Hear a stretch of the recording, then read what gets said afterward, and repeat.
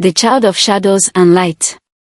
In the heart of Neander, a village nestled between rolling green hills and the golden savanna, Mumbai, a gifted healer, gave birth to a child who would change the fate of her people. The night of the birth was like no other. The full moon bathed the village in silver light, and the wind whispered through the baobab trees as if carrying the voices of the ancestors. But when Mumbai finally held her newborn daughter in her arms, the room fell into a stunned silence.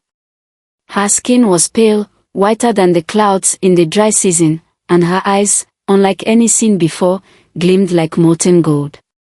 The woman who had assisted in the birth gasped, stepping back as if the child carried an unseen curse. "A child of the spirits," one of the elder midwives whispered, clutching her chest in fear. Mumbai, still breathless from labor, pulled her child close.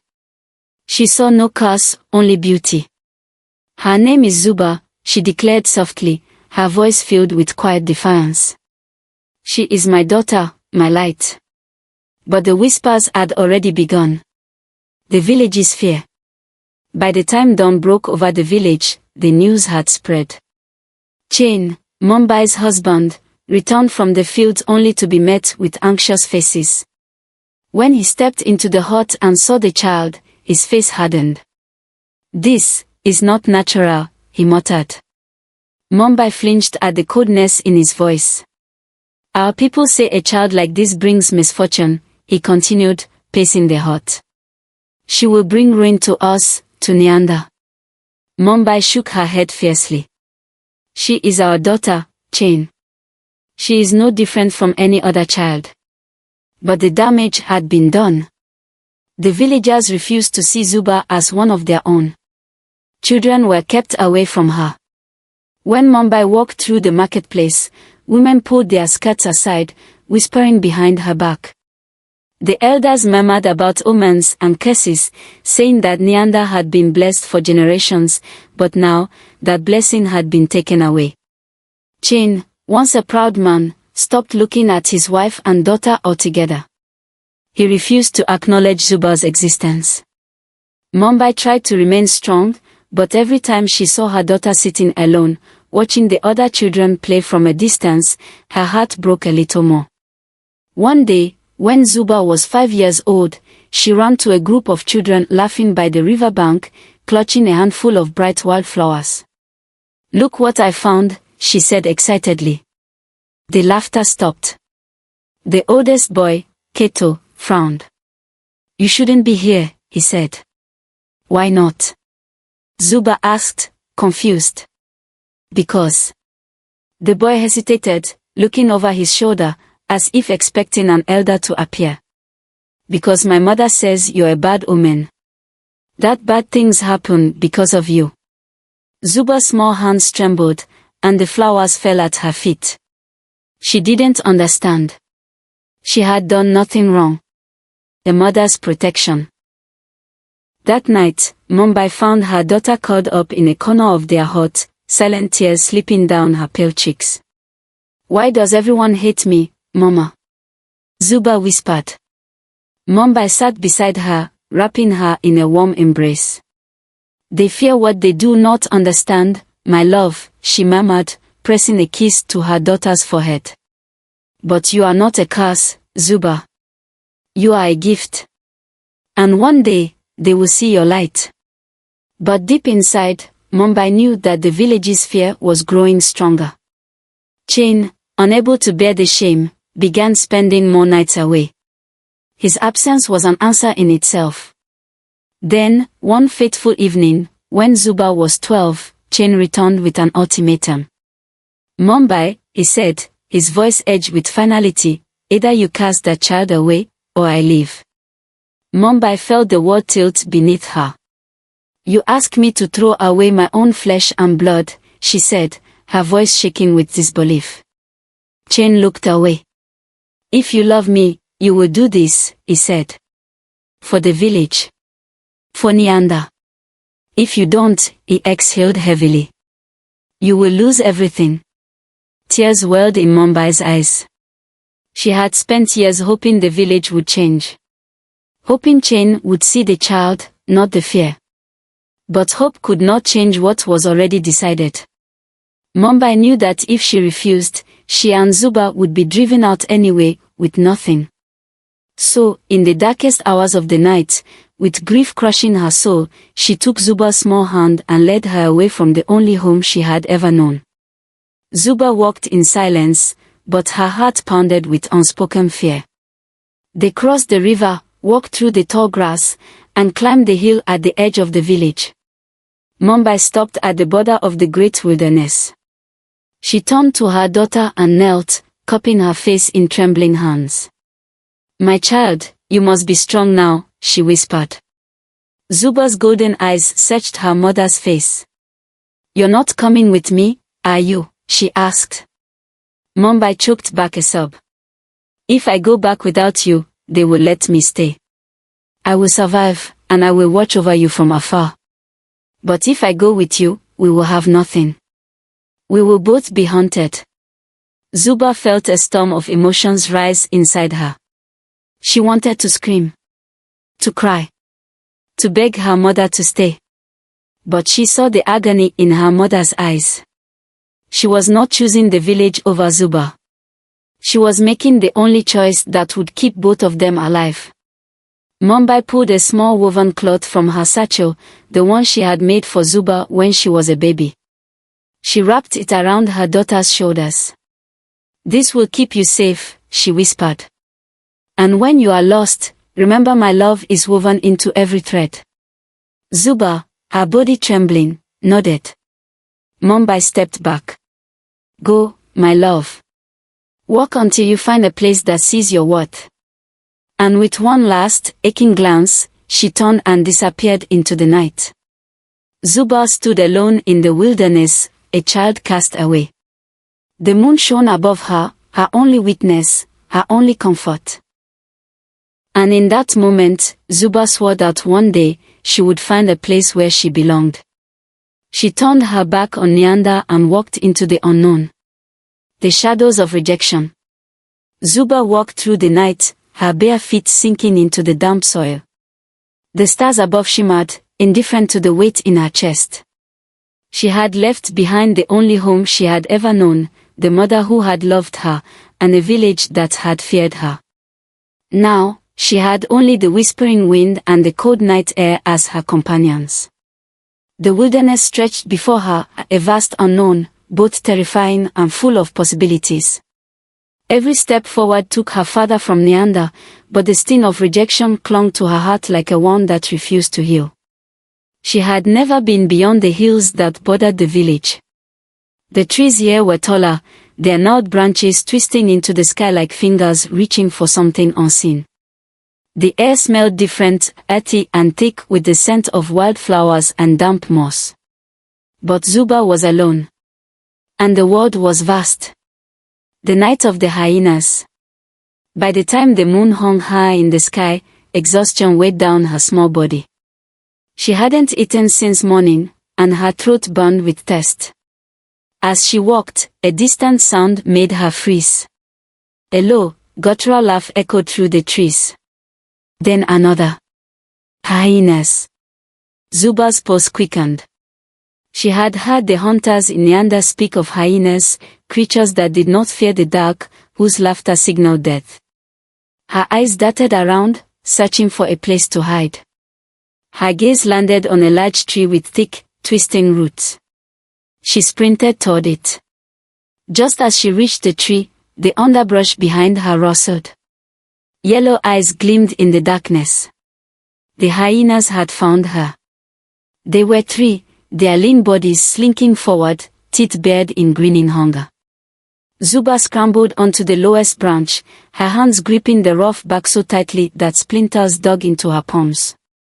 The hyenas circled the base of the tree, their laughter rising in eerie echoes. She pressed her back against the trunk, willing herself to be invisible. They would wait. They could wait. But so could she. The night stretched on, and eventually, as the sky began to pale, the hyenas grew bored. With one final snarl, they slinked back into the shadows. Zuba waited until the sun's golden rays touched the tops of the trees before she cautiously climbed down. Her stomach growled, her limbs ached, but she had survived. Hunger and the bitter root. The next day, Zuba's hunger became unbearable. Her body felt weak, her steps unsteady. She searched for food, but the forest offered little she recognized. Then, among the tangled roots of a fallen tree, she found a cluster of wild roots. She pulled one free, examining its pale flesh. She had no choice. Biting into it, she chewed slowly, only to gag as bitterness filled her mouth. Her stomach twisted violently, and she vomited into the grass. The root was poisonous. Tears burned in her eyes. Would she die here? Alone, in the wilderness that did not know her name. She called into herself, shivering beneath the weight of hunger and despair. Then, just as she was about to close her eyes, she heard something, a soft rustling, a whisper of movement. She wasn't alone. The eyes in the trees. From the shadows of the forest, someone watched her. A figure stepped forward, a girl, no older than Zuba, dressed in a cloak of woven reeds. Her dark eyes were filled with curiosity, but her posture was wary, like a creature unused to human company. She carried a small basket of wild berries, and without a word, she placed it before Zuba. Zuba blinked. She hesitated, could this be a trick? But the girl nodded, a silent gesture of peace. Zuba grabbed the berries with trembling hands, shoving them into her mouth. The sweetness spread across her tongue, filling the hollow ache in her stomach. She ate until she could breathe again. When she looked up, the girl was still watching her. "Who are you?" Zuba whispered. The girl hesitated, then said softly, "Nia." Zuba swallowed the last berry. "Why did you help me?" Nia glanced at the mark on Zuba's forehead, the tiny golden birthmark in the shape of a crescent moon. "The forest whispered about you," she said. "And I listened to the forest." Zuba frowned. "The forest doesn't speak." Nia only smiled. "Not to you," she replied. And with that, she turned and disappeared into the trees. The path to a journey. Zuba didn't know if she would ever see Nia again, but the encounter filled her with something she hadn't felt in a long time, hope. She was not completely alone in this world. With renewed strength, she continued walking. For days, she followed the river, drinking when she needed to, eating wild berries when she found them. She learned to watch the birds, to listen for danger, to move with the forest rather than against it. And then, on the seventh day, she found it. The village of Ijoni. Nestled between the river and the great trees, it was unlike anything she had ever seen. Huts made of woven grass rose like domes. Brightly colored fabrics fluttered from lines stretched between trees. The air smelled of spices and warm earth, and the sound of laughter, true, joyful laughter, filled the air. Zuba hesitated at the entrance, her heart pounding. Would they reject her too? Then, from the center of the village, a woman stepped forward. She was tall and regal, her hair adorned with golden beads. Her deep brown eyes, lined with wisdom, met Zuba's without fear. "Welcome, child," she said, her voice rich like the earth after rain. "Who are you?" Zuba whispered. "I am Elder Mona, leader of Ijoni." She studied Zuba for a long moment before speaking again. "You have walked far, and the world has been unkind to you." Zuba swallowed the lump in her throat. "But here," Elder Mona continued, "you will find that we do not fear what is different. Here, you will find a home." Zuba's breath caught in her chest. A home. The words felt foreign, yet warm. The shadows of rejection still clung to her, whispering that this was too good to be true. But for the first time since she had left Neander, Zuba felt something else, a flicker of belonging. And so, with hesitant steps, she followed Elder Mona into the village. She did not know it yet, but Ijoni would shape her into the woman who would one day return to Neander, not as a castaway, but as a legend. The gift of the weaver. Zuba had been in Ijoni for only a few weeks, but already, she could feel something stirring within her. It was unlike Neander. There were no whispers, no fearful glances, no rejection. Here, people spoke to her without fear, met her golden gaze without flinching.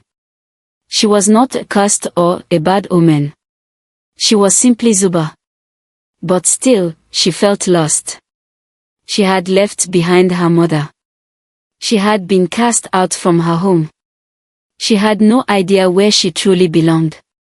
It was Elder Mona who noticed. One evening, as the sky turned shades of orange and violet, the village leader approached Zuba, her robes flowing behind her like waves in the wind. "You carry sorrow in your heart," Mona observed. Zuba hesitated before nodding. "I don't know who I am anymore." Mona studied her with wise eyes. "Then it is time you learn." She led Zuba through the winding paths of Ijoni, past huts painted with symbols, past children playing beneath the shade of great baobab trees. They reached a large open space where women sat around wooden looms, their fingers moving swiftly, weaving cloth so vibrant it seemed to shimmer in the dimming light. The air smelled of dyes and fresh cotton, and the sound of fabric being woven filled the space with a rhythmic click-clack, click-clack. "This is the heart of Ijoni," Mona said. Zuba watched, mesmerized. "You will learn this craft," the elder continued. "For weaving is not just about cloth. It is about stories. And you, my child, carry a story that must be told." The first threads. Zuba's training began the next day. At first, she struggled. The loom was foreign to her hands, the thread slipped through her fingers like water.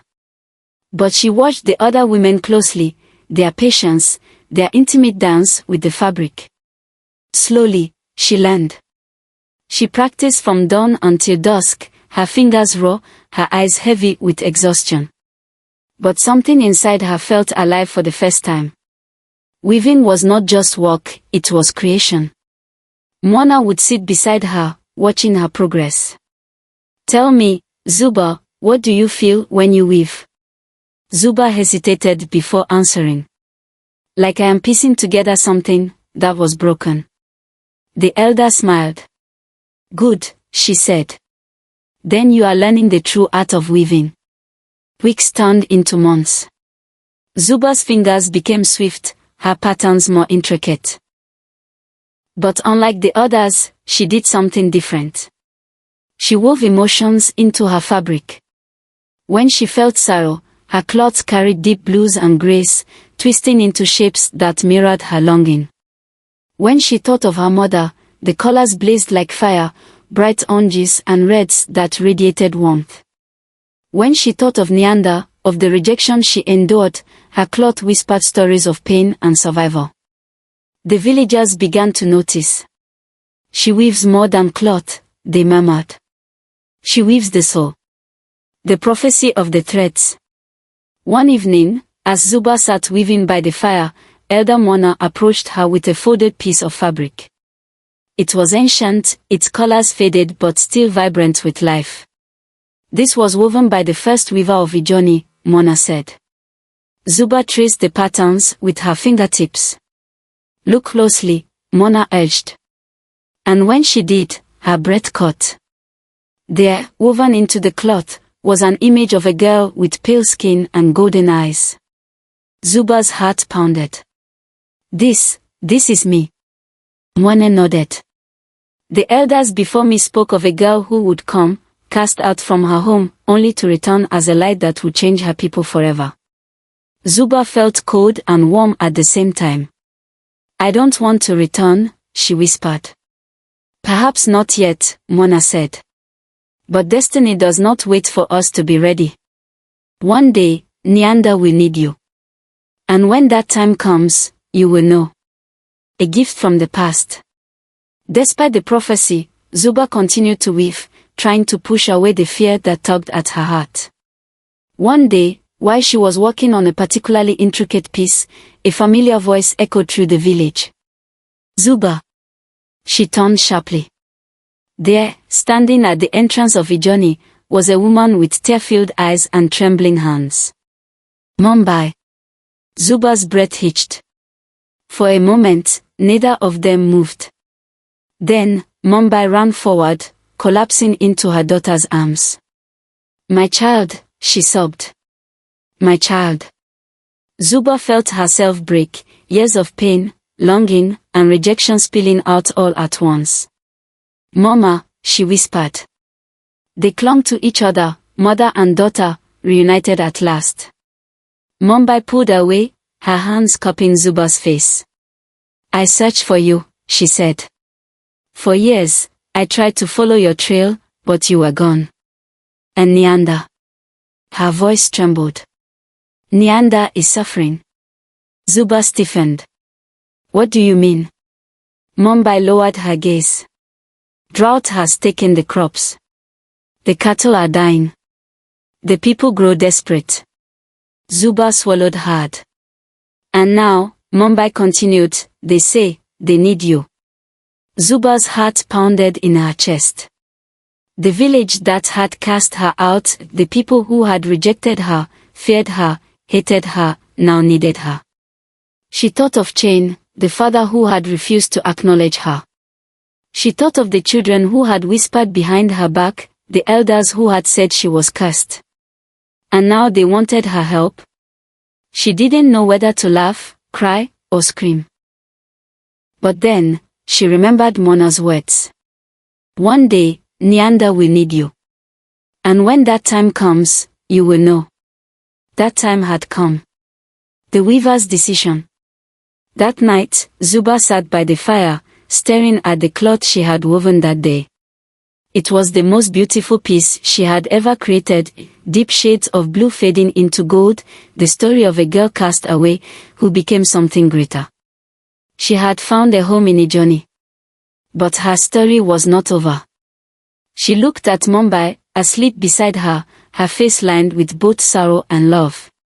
Then she looked at her hands, hands that once trembled with fear, but now wove the most powerful stories. She knew what she had to do. As dawn approached, she folded the cloth one last time and stood. It was time to return to Neanda. But she would not return as the rejected girl. She would return as Zuba, the weaver of destiny. And the people of Neanda would finally see the light they had once cast away. The return of the castaway. The sun had barely begun to rise when Zuba left Ijoni, her mother Mumbai walking beside her. For years, she had dreamed of returning to Neanda, but not like this. Not as a beggar. Not as an outcast. She was returning as someone stronger, someone the village could no longer ignore. The road stretched long before them, winding through golden grasslands and rocky hills. Birds called to each other in the morning air, their songs filling the silence between mother and daughter. Zuba felt the weight of the past pressing against her chest. She had left Neanda as a child, rejected, abandoned, cast away. Now, she returned as a weaver of legends. Would they see her for what she had become? Or would they still see only the pale-skinned girl they had once feared? The first steps into Neanda. As they approached the outskirts of the village, Zuba noticed the changes. The fields were dry, the river that once flowed strong now reduced to a thin trickle. The houses looked worn, their walls cracked from the harsh sun. But the greatest difference was the people. The villagers moved slowly, their once bright clothes faded and torn. Their eyes carried the weight of hunger and despair. When Zuba and Mumbai stepped into the village square, the whispers began immediately. Is that? No, it can't be. She was cast away years ago. Zuba lifted her chin, meeting their wide-eyed stares without fear. The murmurs grew louder.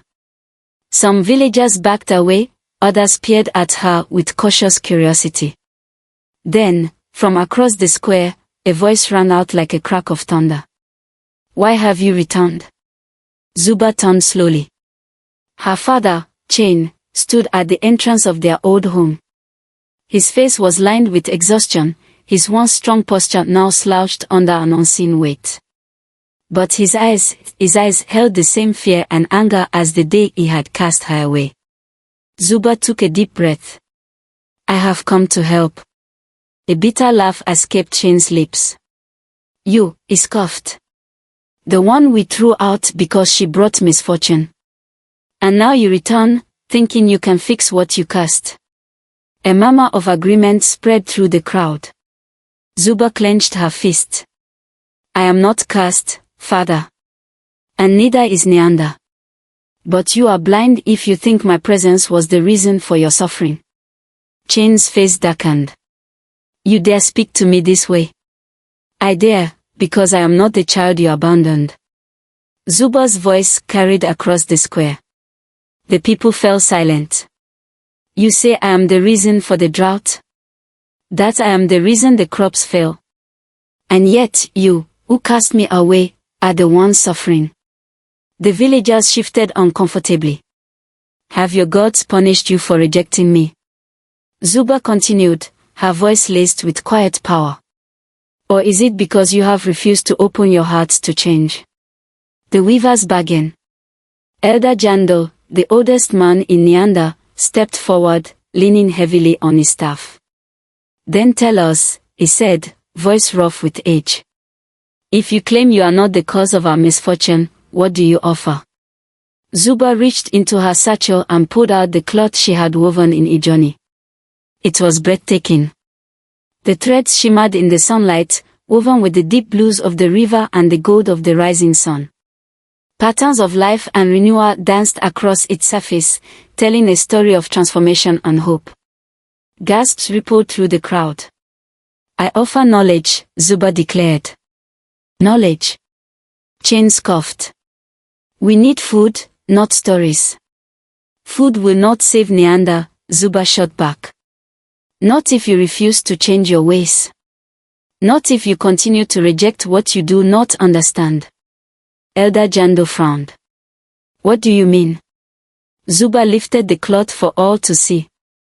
"This is more than fabric," she said. "It is woven with stories, the lessons of the past and the wisdom of the future. If you let me, I will teach you. I will teach the women of Neander how to weave, not just for beauty, but for trade, for survival. You have relied on the land alone, but the land is unpredictable. Your hands, however, can create something that will never fade." A hush fell over the villagers. "Let me teach you," Zuba continued. "And I promise, Neander will rise again." The women in the crowd exchanged glances. A young girl, the same age Zuba had been when she was cast out, stepped forward hesitantly. "Will you teach me?" she asked softly. Zuba's heart swelled. She knelt before the girl, taking her small hands in hers. "I will teach anyone willing to learn," she promised. Slowly, more women stepped forward. Mothers, daughters, grandmothers. Even some of the men watched with cautious curiosity. But not Chain. His face was twisted with rage. "You will poison their minds," he roared. Elder Jando turned to him. "Enough, Chain." Chain's mouth snapped shut. The elder's gaze was firm. "You cast this child away once, and yet, here she stands before us, not in anger, but in mercy. She offers us something we do not have." He turned to Zuba. "Let it be so," he said. "Teach us, weaver of destiny. A village reborn." Over the next few months, Zuba taught the women of Neander the craft of weaving. At first, it was slow, clumsy hands, tangled threads, frustration. But soon, the first real pieces began to emerge. The fabric of Neander became known across the region, a blend of colors and emotions woven into every thread. Traders from distant villages came to buy them, bringing food, water, and supplies. For the first time in years, Neander flourished. And the villagers, once blinded by fear, began to see. Zuba was not cursed. She was a gift. Chain's regret. One evening, as the sun bled into the horizon, Chain stood at the edge of the village, watching. The village was alive again, laughter, prosperity, renewal. And at the center of it all was Zuba. His daughter. The child he had abandoned. Shame clawed at his throat. He approached her, his steps heavy with regret. Zuba, he murmured. She turned, her golden eyes unreadable. For a long moment, neither spoke. Then, finally, Chain bowed his head. I was wrong. Zuba exhaled softly. She had waited years for this moment. But she no longer needed his validation. You were, she said simply. Then, after a long pause, she added, but I forgive you. Tears welled in Chain's eyes. He had lost his daughter. But Neander had found its greatest treasure. The legend lives on. Zuba remained in Neander, not out of duty, but out of love. Her story became legend. She was no longer the girl who had been cast away. She was Zuba, the weaver of destiny, the girl who returned as a light to her people. And so, her name was woven into the very fabric of history, a reminder that even those cast aside can rise higher than anyone ever imagined. The weaver's legacy. The village of Neander had changed. Where once there had been fear and whispers, now there was laughter and prosperity. The women of the village, who had once been limited to farming and household duties, now sat proudly at their looms, weaving fabrics that carried the stories of their people. Zuba had become more than just a teacher, she was a leader, a guide, a legend in the making. Her woven cloth was sought after in distant lands. Traders came from all across the region, bringing silver, salt, and grains in exchange for Neander's vibrant textiles. For the first time in years, the hunger was gone. The famine had ended, not by a miracle, but by the hands of a girl they had once cast away. And yet, even in this time of growth, Zuba knew that change often brings resistance. There were those who resented her presence. And one of them was Chief Malu, leader of a neighboring village, Mokuta. The threat from Mokuta. One evening, as the sun dipped below the horizon, a group of warriors arrived at Neander's gates. Their leader, a man dressed in dark robes and gold-plated armor, stepped forward. His face was hard, his eyes filled with calculating malice. Zuba recognized him immediately. Chief Malu. The people of Neander gathered, their voices hushed with anxious murmurs. Malu's reputation was known far and wide, a ruler who believed in conquest, a man who took what he wanted by force. And now, he had come for Neander. Elder Jando stepped forward. What brings the warriors of Mokuta to our home? He asked, his voice steady despite the tension. Malu's lips curved into a mocking smile. I have heard of your new prosperity, he said, his gaze settling on Zuba. I have heard of the weaver who turned famine into fortune. And I have come to claim what belongs to me. Murmurs of anger and confusion rippled through the crowd. Neander belonged to no one. Zuba took a step forward. We owe you nothing, Malu. The chief's smile vanished. You misunderstand me, girl, he said coldly. Mokuta has suffered while Neander has grown fat. You have trade, wealth, and influence. And I will not sit idly by while my people starve. His hand gripped the hilt of his blade. You will weave for me, he declared. You will bring your gift to Mokuta and serve under my rule. Or, his dark gaze swept over the crowd. I will take what I need by force. The village fell silent. Malu's warriors clutched their spears, ready for battle. Zuba's hands curled into fists. She had fought too hard, come too far, to let Neander be enslaved by greed. She would not bow. She would not surrender. And neither would Neander. The village stands together. Elder Jando, despite his age, stood tall. We do not answer to you, Malu. And we will not give up our daughter. Malu's face darkened with fury. Then you have chosen war, he hissed. Before he could signal his warriors to attack, something unexpected happened. One by one, the women of Neander stepped forward. Their looms in one hand, their woven fabrics wrapped around their shoulders. Zuba's students, the women she had taught, the same ones who had once doubted their own strength, now stood before Malu, unafraid. They did not carry weapons. They carried their work, the very thing that had saved their village. Malu hesitated. We are not warriors, Zuba said, her voice firm. But we are not weak. If you take us, you take nothing but hands that refuse to weave for you. Malu's jaw clenched. Without willing hearts, without the passion behind the craft, Neander's fabric would lose its magic. The value would be lost. Zuba had never raised a sword, but she had already won the battle. Malu's expression twisted in frustration. He had come expecting fear, but had been met with defiance. And in that moment, he knew he could not break Neander's spirit. He spat at the ground. This is not over, he warned. Your luck will run out, girl.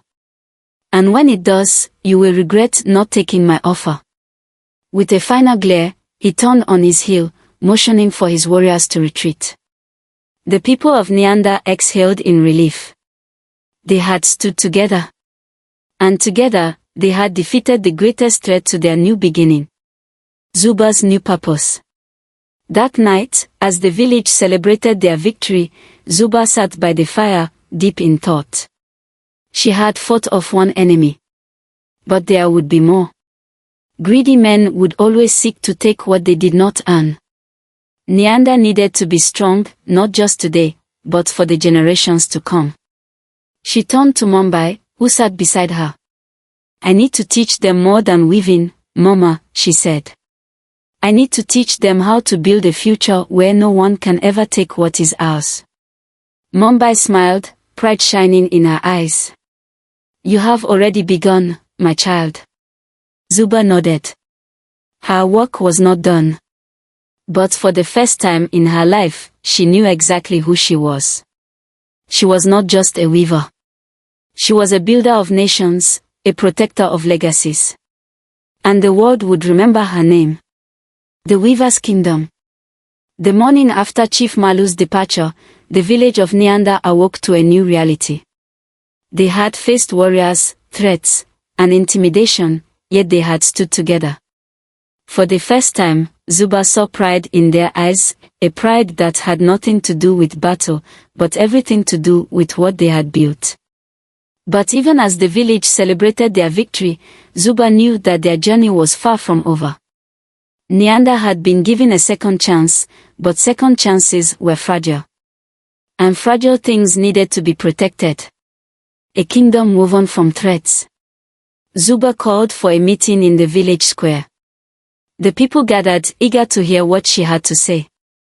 She stood before them, her woven cloak draped over her shoulders, a cloak that carried the colors of Neander, a symbol of the village's rebirth. Neander has changed, she began, her golden eyes sweeping across the crowd. But we cannot stop here. If we wish to keep what we have built, we must think beyond our borders. We must think beyond ourselves. The villagers exchanged curious glances. Zuba continued. Our weaving is no longer just an art, it is our strength. Our wealth. Our future. But if we remain only in Neander, we will always be vulnerable to men like Malu. A murmur of agreement spread through the crowd. But what if we were more than just a village? Zuba asked. What if we became something greater? Silence fell. The idea was unthinkable. Neander had always been just one village among many. But now, Zuba was suggesting something bigger. A kingdom. A place where no child would ever be cast away. A place where skill and knowledge, not birth or tradition, determine a person's worth. Zuba saw the doubt in their eyes, but she also saw curiosity. She had planted a seed. And seeds, when nurtured, could grow into mighty trees. The journey to expand. Over the next few months, Zuba and a small group of Neanders weavers set out to visit other villages. At first, some turned them away, wary of outsiders. But others listened. They saw the beauty of Neander's fabric, felt the strength of the woven threads, and recognized the opportunity that lay before them. One by one, villages joined Neander's cause, eager to learn the trade that had saved the once forgotten people. What had started as a small community began to transform into something greater, a network of villages working together, weaving not only cloth but alliances, friendships, and security. Trade routes were established. New looms were built. And with each passing season, Neander's influence spread. What had once been a small village, struggling to survive, was now becoming a center of commerce, culture, and power. The return of Chief Malu. It had been a year since Chief Malu had come to Neander with threats of war. Now, he returned, but not as a conqueror. This time, he came alone, with no warriors at his side. The villagers watched warily as he entered the square, his once proud posture weighed down by something unseen. Zuba stepped forward. "Why have you come back?" she asked, her voice calm but firm. Malu looked at the bustling marketplace around him, the cloth merchants, the laughter, the prosperity that had escaped his own village. "I was wrong," he admitted. Zuba's eyes narrowed. "Why?" Malu exhaled heavily. "My village is dying. Our people have nothing left. We have no trade, no food, no future. And now I see that what I dismissed as a simple craft was never just about cloth. It was about power." For the first time, Malu looked her in the eyes, not with anger, but with something else. "Respect. Teach us," he said. Zuba studied him. The man who had once sought to enslave her people was now standing before her, humbled. She could have rejected him. She could have let his village crumble, just as he had once wished for Neander's ruin. But she was not Malu. She was Zuba, the weaver of destiny. And she knew that true power lay in wisdom, not revenge. "Your people may learn," she said. "But on one condition." Malu frowned. "You will never again raise your hand against another village," Zuba said. "You will build, not take.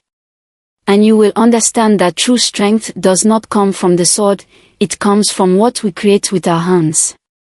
Malu hesitated. Then, slowly, he nodded. "I accept." And with that, Neander gained another ally. One who had once been an enemy. The weaver's crown. With Malu's village joining their cause, Neander was no longer just a village. It had become a center of influence, a beacon for those seeking prosperity and security. Zuba had never set out to be a ruler. She had never wanted power. But the people of Neander and beyond saw her as more than a weaver. They saw her as a leader. And so, on a day when the sun hung high in the sky, Elder Jando and the people of Neander stood before her, carrying a gift. A crown, but not of gold. Not of jewels. A crown woven from the very fabric she had taught them to create. It was soft, yet unbreakable. Just like Zuba. As the elder placed it upon her head, the village erupted into cheers. For the girl who had once been cast away had become their queen. A legacy woven in time. Years passed. Neander became the heart of a growing kingdom, one built not through war, but through the power of creation and unity. People traveled from distant lands to trade, to learn, to be part of something greater than themselves. Zuba ruled not with force, but with wisdom. She never forgot the pain of her past. She never forgot what it felt like to be cast away. And so, under her reign, no child was ever abandoned. No girl was ever told she was worthless. No life was ever discarded as a curse. Because she knew that even those rejected by the world could rise to build something greater than anyone had ever imagined. And so, her name was carried across generations, whispered in stories and songs. Zuba, the girl who had been cast away, had become Zuba, the Weaver Queen. And her legacy would never be forgotten. The Weaver's final gift. Years had passed since Zuba, the Weaver Queen, had risen to power. The kingdom of Neander was no longer a small village struggling to survive. It had become a beacon of knowledge, trade, and prosperity, drawing people from distant lands who wished to learn the craft that had built an empire. Under Zuba's rule, no child was ever abandoned. No woman was ever dismissed as weak. No person was ever cast away. And yet, even as her people thrived, Zuba knew one truth that no ruler, no matter how powerful, could escape. Time was relentless. And soon, it would be her time to leave this world. The Weaver's reflection. Zuba stood at the edge of her palace, overlooking the bustling city below. The once simple village paths had been replaced with markets overflowing with color, the streets lined with people who had found new purpose and new futures. She had built a kingdom from threads. But soon, she would no longer be there to guide it. Would it survive without her? Would the legacy she had woven into the very foundation of Neander continue after she was gone? She needed to be sure. And so, she made a decision. For her final act as queen, she would weave one last piece. A fabric that would tell the story of her people, their struggles, their victories, their lessons. A fabric that would be more than just a tapestry. It would be a legacy. The final weaving begins. Word spread quickly that the queen was weaving again. For years, she had dedicated herself to ruling, leaving her loom untouched. Now, she returned to it, her fingers steady but aged, her heart full of stories. People gathered outside the royal chamber, waiting to see what she would create. She sat before the great loom, the same loom she had once used as a child in Ijoni, and began her work. She wove the deep blues of the river, where she had sat in sorrow as a child, cast away from Neander. She wove the soft gold of the sunrise, the same hues that had covered the hills on the day she first arrived in Ijoni. She wove the red of fire, symbolizing the pain she had endured, the whispers, the rejection, the struggles that had shaped her into the queen she had become. And finally, she wove the purest white, not as a mark of exile, but as a mark of renewal and wisdom. This was her story. This was Neander's story. And it would never be forgotten. The queen's final words. Days turned into weeks, and still, Zuba wove. Her hands grew tired, her body weaker, but she did not stop. Then, one evening, as the final threads were secured, she knew her work was done. The people of Neander gathered in the great hall, where the fabric had been hung for all to see. Gasps of wonder filled the air. For in the tapestry, they saw everything. Their past. Their past. Their struggles. Their triumph. Tears filled the eyes of many, for they realized what their queen had done. She had not just ruled them. She had woven them into history. Zuba turned to her people. This is my final gift, she said, her voice soft yet powerful. This cloth carries our story. Let it remind you of who we were, what we have built, and what we must protect. She stepped back, taking in the faces of those she loved, those she had fought for. She had done what she had set out to do. She had turned rejection into strength. She had turned fear into wisdom. She had turned a forgotten village into a kingdom that would last for generations. And now, it was time to rest. The passing of the Weaver Queen. That night, as the stars twinkled above the kingdom she had built, Zuba closed her eyes for the last time.